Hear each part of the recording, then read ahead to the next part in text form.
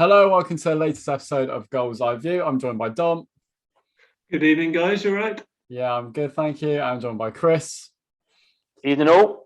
How are we? All good. So we had Chesterfield at home, which the BT game. I was on BT Sports cameras with a nice pan across the front. Naturally.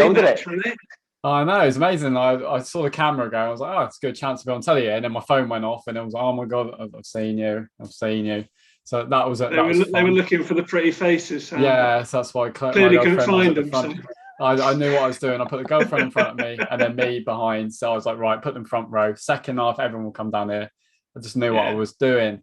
So, so Chesterfield game, we were brilliant, I thought. Absolutely fantastic performance. What were your thoughts? Do you want to go first, Chris, or me? I could have introduced you, but I just wanted to make it all. Yeah, I mean, I thought exactly that. I mean, again, I have to say it's a sort of game that we left a little bit frustrated again, because if you look at the quality of the opposition, who are side in the top seven, that's going to be in the playoffs more than likely. Yeah. And it's just, that, again, we've said it before, but that our first 10 games hurt us so badly. But, when you play as well as we did that day, you can't argue with it. We were first to everything. We were sharper. Didn't create a massive amount in the first half, but we just had more threat and more potency, and they just looked so kind of nervous almost and lethargic, didn't they? They just didn't have any spark, did they? The main flashing was gone. They had no pace up front to worry us, so we could push up and go, yeah, all right, Joe Lewis will take care of. And we could just push up, and we bossed a lot of it. I mean, there was a few spells where I thought they might get a little something, but generally we were just in control. I thought it was just a really solid performance. Quigley was offside a lot, wasn't he? Quigley, yeah. He didn't have a lot of support. He tried to hold it up, but sorry? Is that the same Quigley we had on loan? I think so. Yeah, years ago. Was it the Hargreaves or the Nicholson era? Maybe I think more Nicholson. Before that, I would have thought. Was it? I'll have a look whilst we're talking. But I thought we were brilliant. The goals, Jim McCann, absolutely brilliant all game. That finish was fantastic on his weak foot as well. Never a penalty for the second one, of course, but dispatched well. You say that there's a slight tug for the penalty, I think, and he went down, didn't he? I mean, it's not a foul on everywhere else, I don't think, but it was borderline on the line of the penalty area as well. But the referee gave it straight away. I was surprised when it was given a penalty, put it that way. But the incident we were just speaking about then was how Asa Hall, obviously, got his nose fractured and his cheekbone fractured or whatever it was, and it wasn't even a card, was it? It wasn't even a foul. No, just played on, didn't he? I didn't see it, but you did, Chris, didn't you? Yeah, I mean, it was right in front of where I was, and I mean, you could see it. It wasn't even one where kind of sometimes those things can happen when kind of players jump together, or people kind of sometimes it can be head on head, or if you jump with your arm up, you can. Well, you have to sometimes catch them, don't they? But, and it can happen, but it wasn't like that. I mean, Asa got there first. Kellerman came in late. And just kind of challenged him with his back turned, and as his back was turned, he just swung it over. It was right. I mean, I saw it clear as day. I mean, the referee was in a great position, so I mean, he can't have seen it fully, because if he had, there's no way you could have ignored it. But yeah, unfortunately, the consequence for Asa sounds like it's going to be pretty serious. Yeah, poor Asa. Yeah. I felt sorry for him. He went off. He would have wanted to enjoy the rest of the season, wouldn't he? And go out with a bang, but not a bang like that. And you could tell it was serious straight away, because as soon as a couple of the other players came over, Winks came over kind of after about 10 seconds. And you could tell it was one where straight away he was doing this straight away and we were on the attack at the time as well. Like, Asa's a tough guy, and he wouldn't stay down for long if he wasn't. And as soon as he sat up, you could see the blood everywhere. And then they got towels rather than kind of it's usually cotton buds or something like that. Isn't it? They got towels, and he kind of couldn't see as he walked off, because he kind of had the towels up above his eyes. And it was just really, really nasty. That was the only dampener on the day. Oh, it was. It's disgraceful. The sun was out, the crowd were vocal. It all went right, didn't it? Apart from that, so it was a shame. Yeah, and it was good, because it's that again on telly. The club did what Gary talks about. Actually, the club looked good, didn't they? As you said, it was a good crowd. Weather was great, and it's just a good advert for the club, isn't it? The players gave everything, and the fans gave plenty of noise as well. Yeah, amazing. Was it 800 coming down? 890. Amazing. Don't hear them much after we scored our first, but never mind. I don't suppose you would, but No, I guess it's just waiting for the playoffs for them, and with Dagenham losing, they're basically in there now. So I can confirm Joe Quigley, it was just because I think he did have a brother as well, unless Alder says another Quigley, but he was on loan with us in 2015. Paul Cox, I guess, signed him. Maybe, and 1 goal in 10 for us, which matches his 1 goal in 15 for Chesterfield. So yeah, I think if you put Kabonga up front with you, he'd probably get a few more. And he had no support, did he, at all? So he didn't do a lot, but there was not much around him to work with. So yeah, I think I can't imagine they'll pull up trees in the playoffs, but stranger things have happened. Yeah, because I mean, the problem they're going to have as well is what they're going to be going to. As it stands, they'll be going to Halifax, I think. Yeah, if it stays as it is now in the eliminators, and Halifax have been good at home, haven't they? Yeah, it's a tough place to go, and they've been good at home. And if they win that, then it'll be at Wrexham, I think. So if they come seventh, no, they go to. How does it work? Do they go to the team that finished third? It would be Wrexham because they'd be the top team, and they'd be the bottom team of the sixth, wouldn't they? So. Right, so they would go to. I'm not too actually. Don't quote me on that because then the 4th team's going to be playing the 2nd place team, so I'm not too sure how that second bit actually works, but. No, it's seeded, isn't it? So whoever's the lowest seed gets the top seed, don't they? So it would be Wrexham, Chesterfield. So.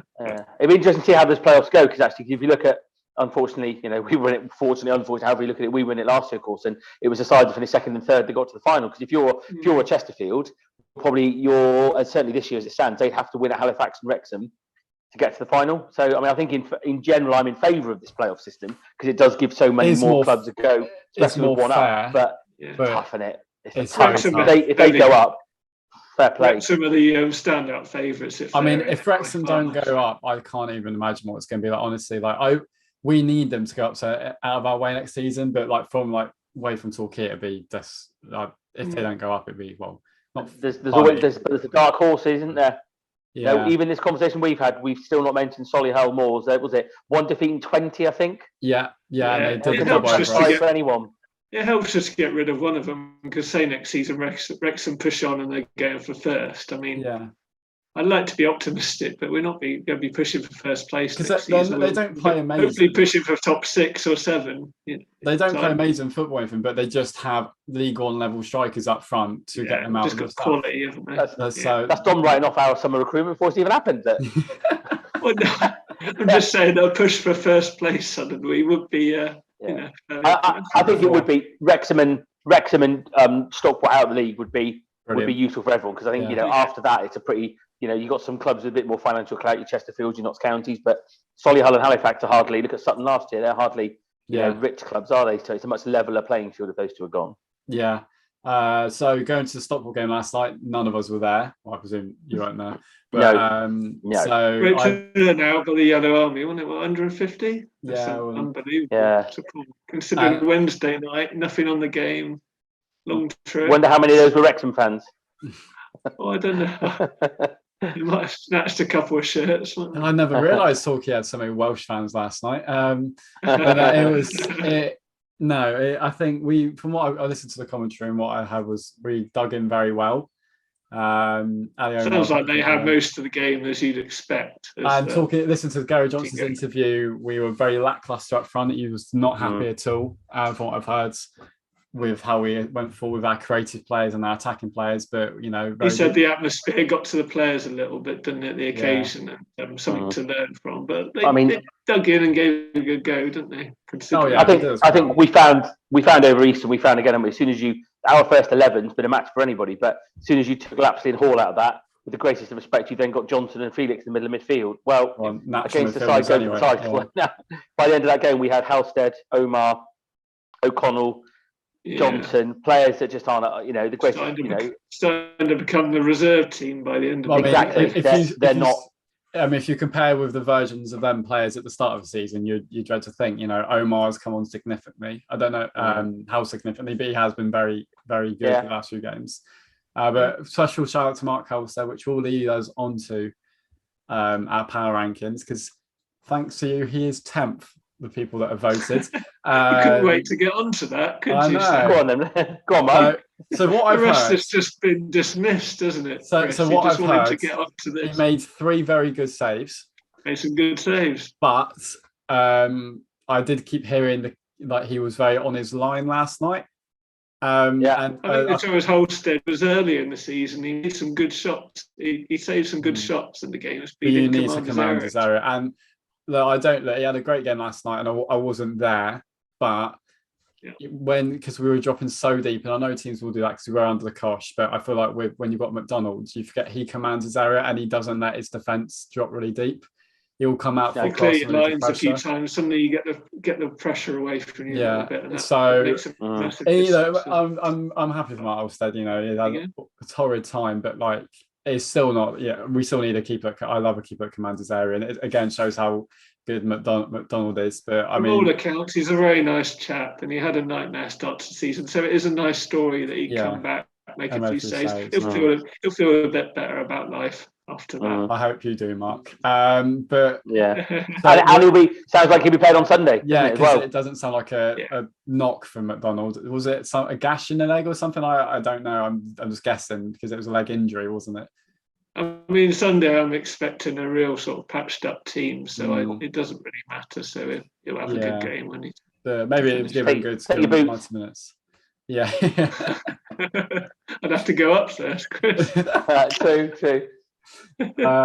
But yeah, so at least it's a bit positive. But as I say, we still need a keeper that's going to command his area. You can't take a lot from last night, can you? No. Is this going to be a goalkeeper sandwich? These power rankings then, presumably with goals first time ever. There's been 2 keepers in the top 10. So Halstead is 10th. Now in 9th and 8th. You feeling hungry, Chris? Let us know when. I just know how this works now. So Lemley Evans and Little in 9th and 8th, and let's be honest, I'm not going to say that they're looking at me. I do take it in my mind that they're probably leaving the club. I have no source on that at all. I'm not even going to pretend that I'm in the know and try and get a few likes on Facebook about it. But I think everybody's expecting it, aren't they? But I'm expecting it, really. Well, Johnson made an interesting comment watching that interview from last night, didn't he? He made an interesting remark around kind of the squad movement. I think the phrase was, there'll be players moving out, some that we want to move on and some that we don't, but that's the way it is. Yeah. So, he said, and he also said after the game on Saturday, the players that aren't staying here know who they are.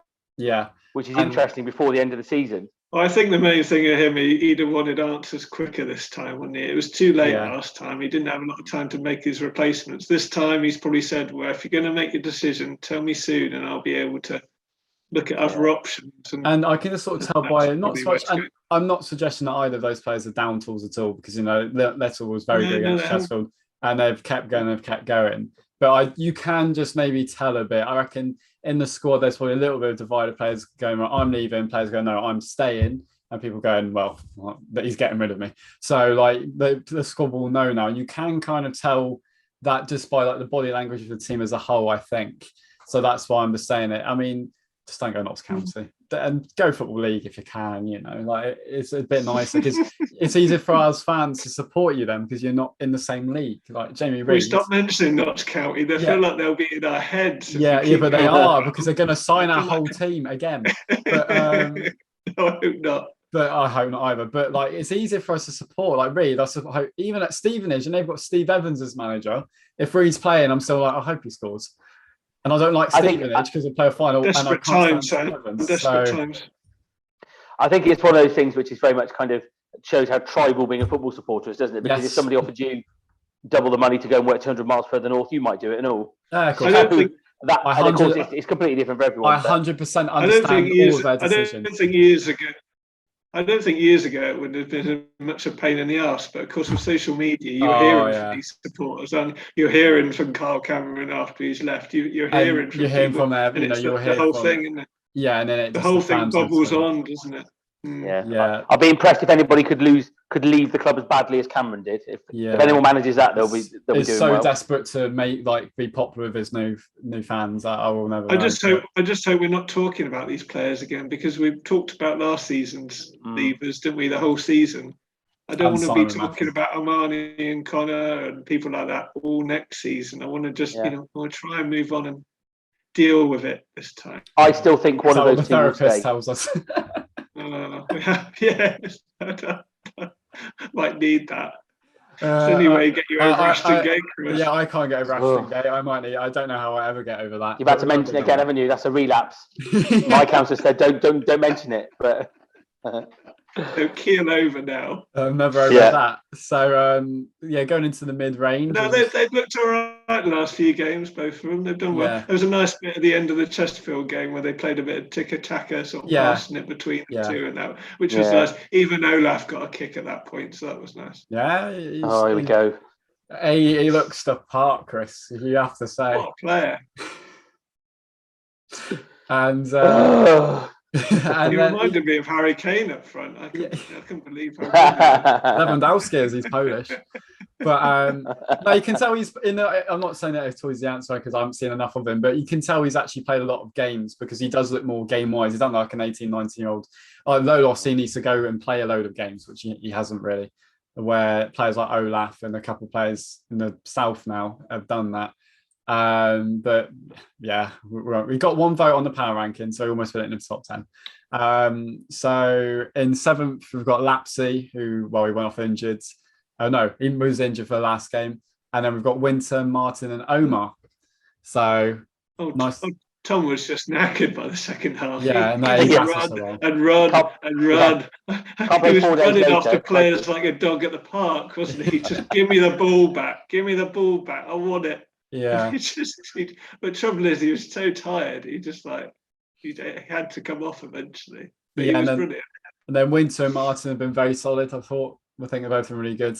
You know what you're getting with Winter, as we say every game, and Martin, he's done really well. Really hope he's here next year. I don't see why he wouldn't be. But and then Ali stays in 4th, and he hasn't put a foot wrong, honestly, really.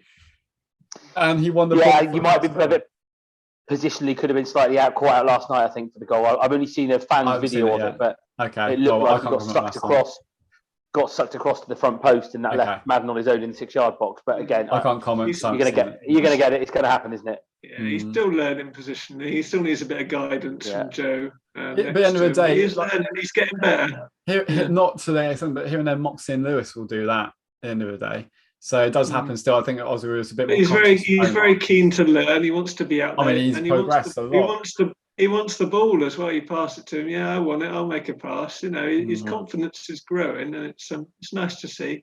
He's still divided in the fan base. Some people think, he could be an asset for the club. Other people think he should be nowhere near. So we don't know. I think he's one of those that I take it either way.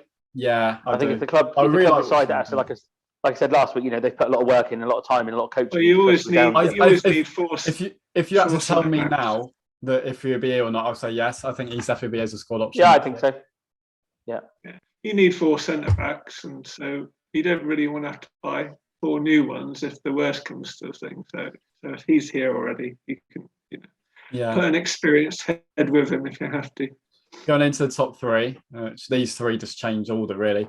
McDonald 3rd, so yeah, he's not first. Not that that's anything on his behalf. He's just been. But that was a high-pitched squeal. I just so shocked. I just assumed he'd be top. Player of the season. He did win Player of the Year after all. So should we start that conversation again, Tom? Or not? What, Player of the Year? No, I agreed with you on that. So I don't know why we were on. Goalkeeper winning Player of the Year when he finished 9th. Anyway, move on. Last goalkeeper to win the Player of the Year was Kevin Dearden in 2002, didn't we? There we go. Decided. So. Yeah, it was good. That's good start, that one. Yeah, well done. He was 5'9" and about 5'9" wide as well. Before Sam's time. I was Sam's like who? I was like 2 or 3 that season. So Lewis 2nd and the Duke 1st. Lewis has been phenomenal. I'd have Joe first. I think he's just been brilliant. He just makes it so much easier for the rest of the team because you can leave him with their best striker. Please stay next season. And you can just build your team around him. Yeah. There was talk yesterday, wasn't there? I've read somewhere that there was talk that McKenna's getting released. Duke McKenna's getting released by QPR. He is 22, isn't he? So I think at that stage it's not 18 now, where it's like, well, actually, I can afford to be on the bench or in the under-23s for a couple of years. He's at the stage like, no, I want to make a football league career, or national league career, maybe. No, maybe football league. Yeah, but, maybe.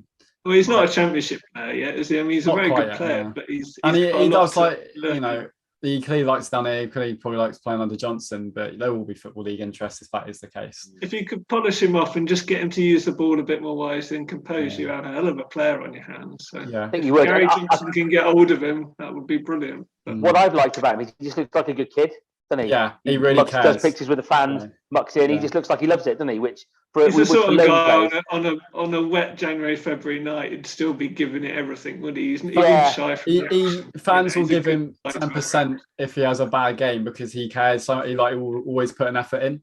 That makes sense. Yeah, he's the sort of guy. Yeah, I think you struggle to identify with lone players sometimes, don't you? But he kind of came straight in that kind of all action, all running, all hard work. He felt like a proper Torquay player from day one. Yeah, he gets the crowd going, those sort of players, don't they? Because he gets his head up and just wants to run at people, which is always you always want a bit of that.